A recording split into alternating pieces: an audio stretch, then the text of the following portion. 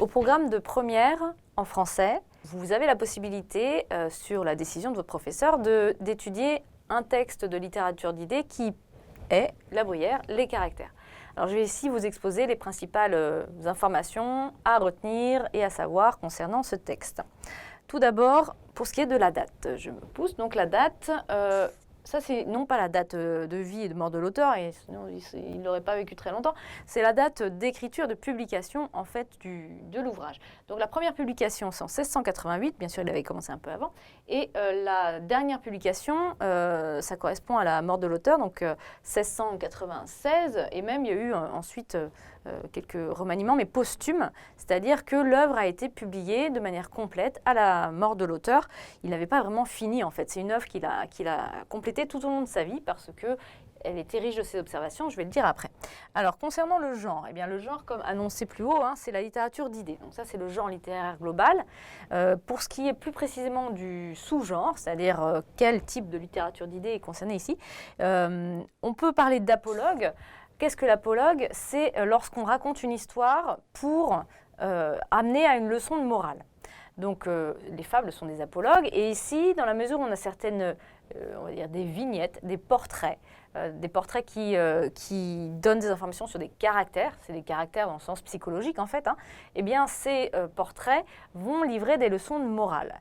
Alors au-delà de l'apologue, on peut aussi citer tout simplement le genre du portrait à visée morale, et c'est la raison pour laquelle on va qualifier La Bruyère de moraliste. Il fait partie des grands moralistes du XVIIe siècle, un siècle qu'on désigne aussi comme le grand siècle. Donc c'est un moraliste du grand siècle.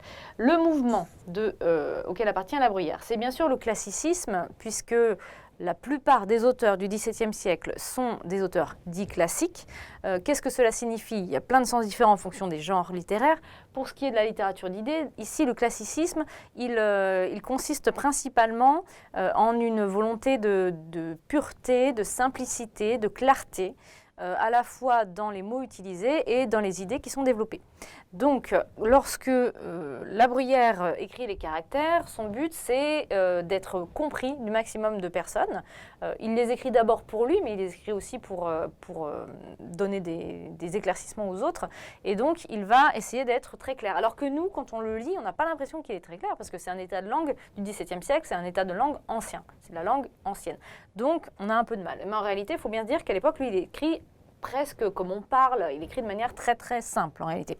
Et la deuxième chose à savoir concernant le mouvement, c'est qu'il y a eu une querelle au XVIIe siècle, querelle intellectuelle, dite de la querelle des anciens contre les modernes. Ça signifie qu'à l'époque, les auteurs se divisaient entre ceux qui étaient partisans des anciens, c'est-à-dire de l'Antiquité, ceux qui pensaient qu'on ne pouvait pas dépasser le modèle antique et qu'on pouvait simplement le reprendre et le réutiliser. Et les modernes, eux, c'était les auteurs qui pensaient au contraire qu'on pouvait inventer des nouvelles formes et s'émanciper des modèles anciens. La Bruyère, je l'ai mis ici, il fait partie des anciens. Il s'inspire de l'Antiquité. Et d'ailleurs, les caractères, c'est d'abord un texte antique, un texte écrit par Théophraste, qui est un philosophe de l'Antiquité grecque. Donc en fait, il n'innove pas La Bruyère quand il écrit les caractères, il reprend quelque chose qui existe. La Bruyère, ce fameux auteur, il est né en 1645, il est mort en 1696, donc il n'est pas mort très très vieux, à 51 ans seulement. Et alors, c'était quelqu'un qui venait d'une famille plutôt bourgeoise. Pour nous, ça veut dire riche. À l'époque, ça veut juste dire qu'il n'est pas noble.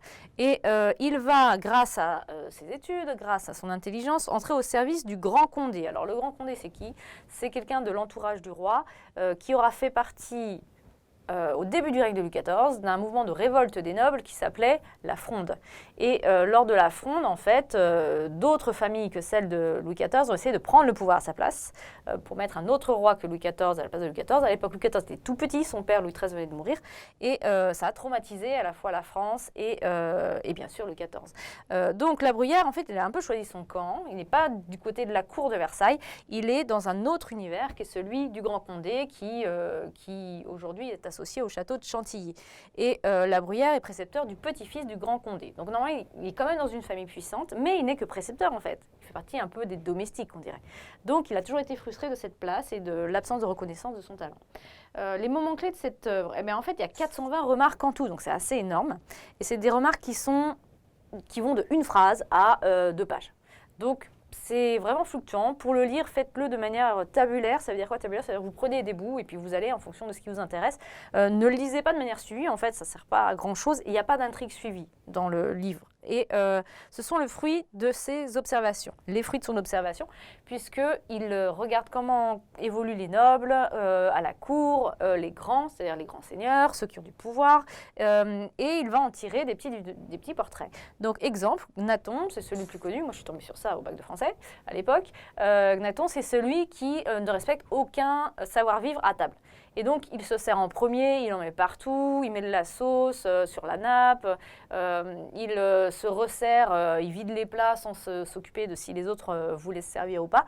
Donc, c'est vraiment l'exemple de l'absence de savoir-vivre, du sans-gêne, en fait. Hein. Et au-delà de ça, de l'égoïsme. Les thèmes importants, vous, en général ou en technologique, vous n'aurez pas le même programme. En général, vous aurez à lire les livres 5 à 10 qui concernent les grands, donc les seigneurs dont j'ai parlé, la cour au sens à Versailles, et aussi le fait de faire la cour, c'est-à-dire de vouloir avoir les faveurs d'un grand, la politique en général, et puis en particulier sur la République, les souverains. Et pour vous qui êtes en technologique, ce sera le livre 11 sur l'homme. Donc là, c'est plutôt sur les relations entre les personnes. Hein. L'homme avec un grand H. Ce n'est pas l'homme viril, c'est l'être humain. Je vais finir sur 2 points. Une citation que je vous propose et puis un bonus. La citation, c'est « L'on se couche à la cour et l'on se lève sur l'intérêt ». Ça permet de bien montrer comment La Bruyère organise ses phrases. L'on se couche à la cour et l'on se lève sur l'intérêt. On ne comprend pas trop immédiatement. En fait, il faut remettre les mots dans l'ordre. L'on se couche et l'on se lève à la cour sur l'intérêt. En fait, le complément circonstanciel de lieu là, à la cour, il a été mis juste après le premier verbe, alors qu'il concerne les 2 verbes. On se couche et l'on se lève, ce qui est assez logique, on se couche et on se lève.